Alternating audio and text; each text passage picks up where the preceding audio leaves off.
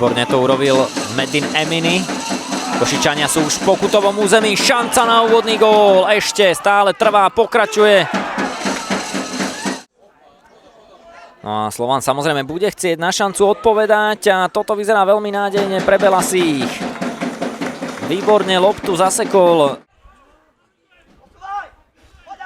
Slovan postupuje smerom k pokutovému územiu súpera. Je už na hranici 16 a po zakončení, ktoré pred... Slovan je už v pokutovom území súpera, strela ľavačkou, ale nepresná.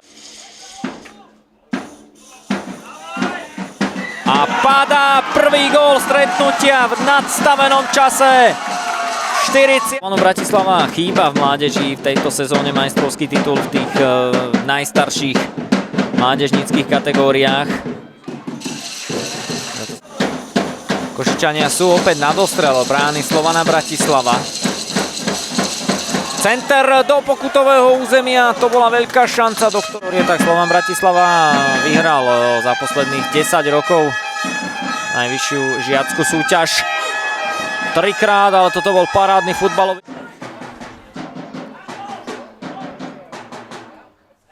Opäť je tu Tomáš Bojčík.